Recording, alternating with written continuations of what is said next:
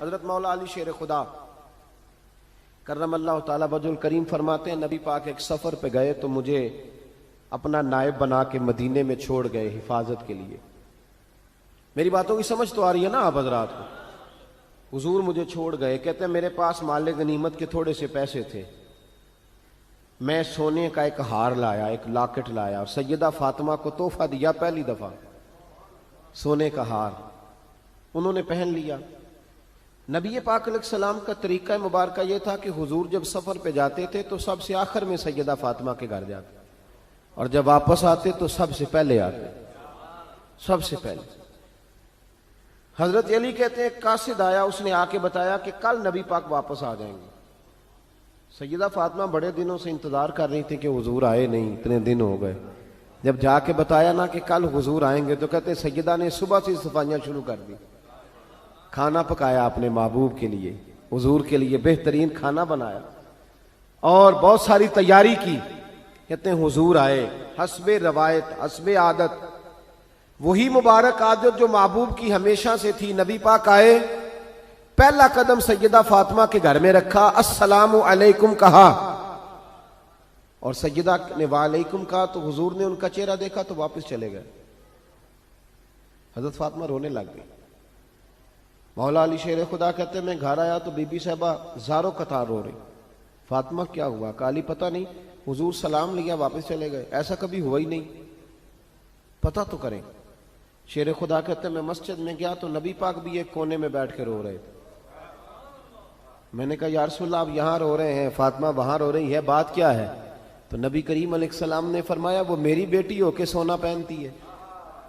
اگر فاطمہ بھی سونے سے پیار کرے گی تو امت کی غریب بیٹیاں کدھر جائیں گی؟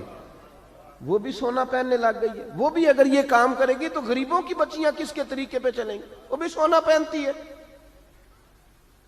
حضرت علی کہتے ہیں میں نے کہا یا رسول اللہ انہوں نے نہیں پہنا, وہ تو میں نے لا کے دیا ہے, انہوں نے خواہش نہیں کی. تو محبوب نے فرمایا اسے جا کے بتاؤ. حضرت فاطمہ الزہرا رضی اللہ تعالی عنہا کو جا کر کے بتایا گیا کہ محبوب پاک تو اس بات سے آپ سے ناراض ہے. حضرت فاطمہ نے اسی وقت سونا اتارا, کہا علی جو مدینے میں سب سے غریب گھر ہے اسے دے آ جا کے. بھائی نبی پاک نے انہیں سادگی میں رہنا, پاکیزگی میں رہنا سکھایا, انہیں حسن سکھایا, انہیں عبادت سکھائی. نبی پاک علیہ السلام, یہ تو ساری دنیا بیان کرتی ہے کہ امام حسین نبی پاک کے کندھے پہ بیٹھ جاتے تھے سجدے کے عالم میں تو 72 تسبیحیں حضور پڑھتے تھے. پتہ ہے حضور سکھاتے کیا تھے؟ نبی پاک امام حسین کو سجدہ کرنا سکھا رہے تھے. حضور سجدہ کرنا سکھا رہے تھے, سجدہ کرنا. پورے کربلا کے واقعے میں کسی جگہ بھی امام حسن اور امام حسین نے کسی ایک مقام پہ بھی یزیدیوں سے کوئی مطالبہ نہیں کیا, کوئی بات نہیں منوائی, کہا جو تمہاری مرضی. ایک بات صرف کی, ایک گزارش, توجہ ہے میری بات پر, ایک بات صرف کی, ایک مطالبہ رکھا. جب 9 محرم کو عمر بن سعد نے, شمر نے, ان سب نے کہا نا کہ حسین یہاں اب بات ختم ہو گئی, یا بیعت کرو یا جنگ کرو, تو امام حسین نے فرمایا مجھے 1 رات کی مہلت دو. علی کے بیٹے مہلت مانگ سکتے ہیں؟ بولے نا یار, مہلت مانگتے تھے وہ, کیا ضرورت تھی؟ امام حسین نے فرمایا مجھے مہلت دے, 1 رات رہ گئی ہے, میں راج کے سجدے کرنا چاہتا ہوں. سجدوں کے لیے مہلت مانگی, سجدوں کے لیے. توجہ ہے میری بات پر؟ محفلیں لمبی, نمازیں چھوٹی. 24 گھنٹے آپ کسی کو بٹھا لیں باہر, وہ بیٹھا رہے گا, گپے لگائیں. نماز کا ٹائم ہوگا تو پتہ نہیں کیا ہو جاتا ہے, لوگوں دوڑ گئے, او ہو نماز پڑھنی پڑ جائے گی. ایسے لگتا ہے جیسے کوئی بہت مشکل مرحلہ آن پڑا. بھائی کربلا والوں کا تو پیغام ہی نماز ہے, ان کا تو طریقہ ہی نماز ہے. امام حسین نے کہا 1 رات کی مہلت, فقط اس لیے کہ میں کھل کے نمازیں پڑھ لوں. ساری رات بڑی باتیں تھی نا, بڑی باتیں. سیدہ زینب سے دکھ سکھ کر سکتے تھے ساری رات, امام زین العابدین کو بڑی باتیں بتا سکتے تھے, بڑا کچھ ہو سکتا تھا. لیکن امام زین العابدین کہتے ہیں ساری رات حسین ابن علی نے سر سجدے سے نہیں اٹھایا. چل تو اس طرح کر, امام حسین تو ساری زندگی ساری رات پڑھتے رہے نا, تو چل 1 رات کی عبادت کر ان کے نام پر, 1 رات ساری جاگ. نہیں نا تسی ہاں کی تھی, 1 رات کہی ہے میں نے, بڑا مشکل ہے ہمارے لیے. آپ یقین کریں مسلح, اور پھر کسی نے ہمیں کان میں بتا دیا کہ تسی نسبت آ لے ہو, تسی بخشے ہو. اے کوئی پکی گل دس گیا ساری, اس میں کوئی شک نہیں کہ نسبت سے بخشے جائیں گے. لیکن امام حسین ڈائریکٹ نواسے ہیں نبی پاک کے. اگر وہ نسبت کے باوجود بھی ساری ساری رات نماز پڑھتے ہیں, تو کس قسم کا نسبت والا ہے کہ 10 محرم کو بھی تیری ساری قضا ہو جاتی ہے, ساری قضا چھٹی, ہم نسبت والے ہیں. بس نسبت کا یہ معیار ہوتا ہے. نسبت کا معیار یہ ہوتا ہے کہ جو محبوب نے کیا وہ ہم نے کر کے چھوڑنا ہے, وہ کام کرنا ہے. اور پھر اہل بیت نبوت کا اسوہ حسنہ پردہ ہے. پردہ بڑی گمراہی آ گئی ہے امت میں. اب جو بچی ایم اے ایم بی اے کر لیتی ہے, وہ سب سے پہلے یہ مطالبہ کرتی ہے کہ ہمارے حقوق برابر کے.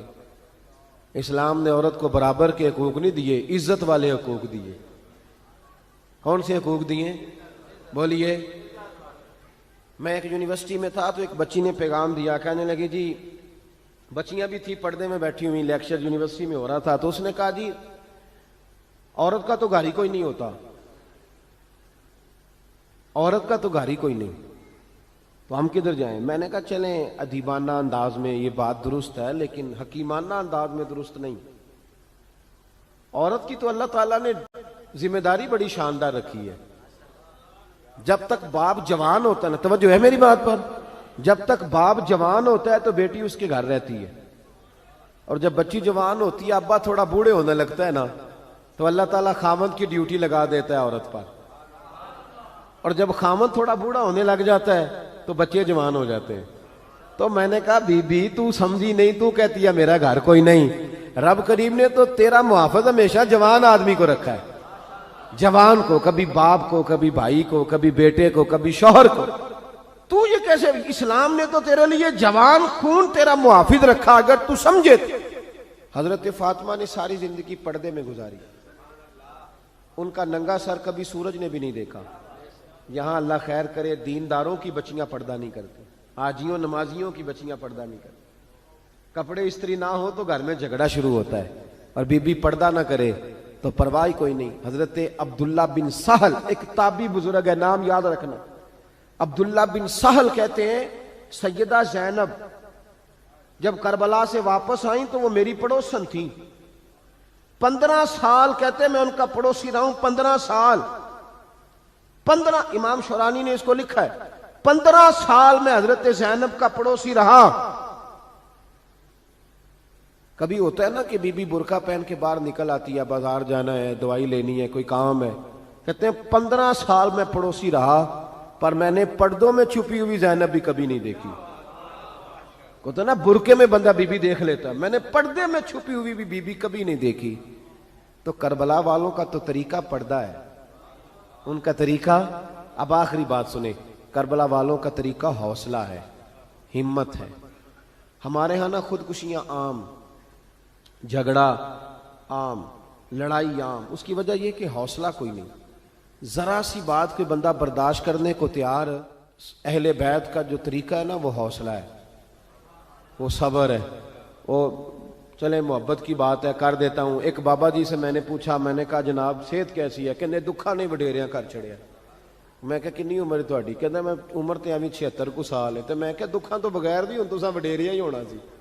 بس کر دے, دکھوں کو بدنام کیا ہوا بلا وجہ. اب بس کریں, وڈیرے ہونا تھا کہ نہیں ہونا تھا؟ تے نہ دکھاں دا لا دیتا ہے. ہجوم غم میں بھی توہین نے ضبط غم نہ ہوئی, ہم تو اس احتیاط سے روئے کہ آنکھ نم نہ ہوئی. اللہ والے تو مطلب شکوہ کرنا ہر وقت شکوہ, حوصلہ ہی کوئی نہیں, سکون ہی کوئی نہیں, پریشانی بڑی ہے جی, آزمائش بڑی ہے. کبھی آپ نے کہیں سنا ہے کہ واقعہ کربلا کے بعد حضرت زینب معاذ اللہ نفسیاتی مریض ہو گئی تھی؟ امام زین العابدین, سیدہ سکینہ, حضرت صغرا, وہ حوصلے میں رہے, متوانا رہے. امام زین العابدین نے اس کے بعد بھی کئی دفعہ پیروں میں بیڑیاں پہنی, کئی دفعہ. سادات کا خاندان چلا. یہ جو داتا علی اجویری نے آ کے آپ کو کلمہ پڑھایا, یہ بھی سید زادے ہیں. سیدوں کا قافلہ رکا نہیں, یہ خواجہ اجمیری بھی سید زادے, غوث پاک جیلانی بھی سید زادے. یہ سادات کا سلسلہ چلتا رہا. بار بار آ کے امت کی قیادت کی ان لوگوں نے. جب دیکھیں نا یہاں کسی بندے کا کٹا ہوا ہاتھ پھینکا جائے نا, بلکہ انگلی پھینک دی جائے, تو لوگ ڈر کے بھاگ جائیں گے، کسی کا، اپنے کسی کا نہیں، کسی کا، کیونکہ انسان کا وجود کٹ جائے تو دہشت پیدا ہوتی، آپ ڈر کے بھاگ جائیں گے۔ امام حسین کا کٹا ہوا سر، توجہ ہے میری بات پر؟ ذرا غور کرنا، بندے کا سر کٹ جائے، ہم سنتے ہیں بات پر غور نہیں کرتے۔ دھاڑ ان کا پڑا تھا کربلا میں، کٹا ہوا سر، زلفیں، پگڑی، کٹا ہوا سر نیزے پہ، آگے آگے سر جا رہا ہے، پیچھے سیدہ زینب جا رہی، با پردہ یزید کے دربار میں پہنچی، بی بی صاحبہ پردے میں بیٹھ گئی۔ یزید کہنے لگا دیکھ لو، اللہ نے مجھے عزت دی اور میرے دشمنوں کا معاذ اللہ کیا حال ہوا۔ جب اس نے یہ کہا نا تو حضرت نعمان بن بشیر صحابی بیٹھے تھے، اور ساتھ کہتے ہیں میرے ایک نابینا صحابی بھی بیٹھے تھے۔ حضرت نعمان بن بشیر کہتے ہیں کہ جب اس نے یہ کہا نا کہ اللہ نے مجھے عزت دی اور نقل کفر کفر نہ باشد، میرے دشمنوں کا یہ حال ہوا، تو کہتے ہیں سیدہ زینب وہاں سے اٹھ کے کھڑی ہو گئی، با پردہ سیدہ زینب کھڑی ہوئی، اور فرماتے ہیں اس طرح نہیں کھڑی ہوئی کہ بیویاں روتی ہیں تو کہتی ہیں ہائے یہ ہو، اس طرح نہیں، حوصلہ، ہمت، اور جس طرح کوئی سیاںا خطیب خطبہ پڑھتا ہے اس طرح سیدہ نے خطبہ پڑھا، پہلے اللہ کی حمد کی، پھر نبی پاک پہ درود پڑھا، اور پھر قرآن پاک کی آیت پڑھی وَتُعِزُّ مَن تَشَاءُ وَتُذِلُّ مَن تَشَاءُ، یہ آیت پڑھی۔ کہتے سیدہ کی آواز میں وہ روب تھا، وہ گرج تھی، وہ وقار تھا، وہ اطمینان تھا کہ وہ نابینا صحابی میرا گھٹنا ہلا کے کہنے لگے نعمان علی آ گئے ہیں دربار میں، علی آ گئے ہیں، جبریل امی بول رہے ہوں جیسے، حکمت کے گوہر رول رہے ہوں جیسے، دربار دمشق میں بی بی زینب کا خطاب منبر پہ علی بول رہے ہوں جیسے۔ کہا یہ تو حضرت علی کی آواز، علی آ گئے کیا، علی آ گئے؟ سیدہ زینب فرمانے لگی یزید تیری حکومت ہے تو کہتا ہے کہ اللہ نے تجھے عزت دی، ذرا وقت بدلنے دے، ذکر تیرا بھی ہوگا پر تجھ پر لوگ لعنت برسائیں گے، اور جب میرے حسین کا ذکر ہوگا تو خطیب جمعے کے خطبے میں ذکر کیا کریں گے، خطبوں میں میرے نام۔ بھائی حوصلہ پیدا کرے زندگی میں، ہمارے اندر حوصلہ نہیں رہا، حوصلہ نہیں، توانائی نہیں، ذرا ذرا سی بات پہ ہم بگڑتے ہیں، ناراض ہوتے ہیں، اپنی طبیعتوں کو اکٹھا کریں۔ پہلا سبق یہ عرض کیا ہے کہ اہل بیت سے پیار کریں، بحث چھوڑ دیں، صحابہ سے پیار کریں اور بحث، نبی پاک کا میلاد منائیں اور بحث کرنی چھوڑ دیں۔ اور دوسری بات یہ کہ اہل بیت کا طریقہ فقر و فاقہ ہے، ان کا طریقہ سخاوت ہے، ان کا طریقہ پردہ ہے، ان کا طریقہ عبادت ہے، ان کا طریقہ حوصلہ ہے۔ حوصلہ مند زندگی گزاریں، توانائی والی زندگی گزاریں۔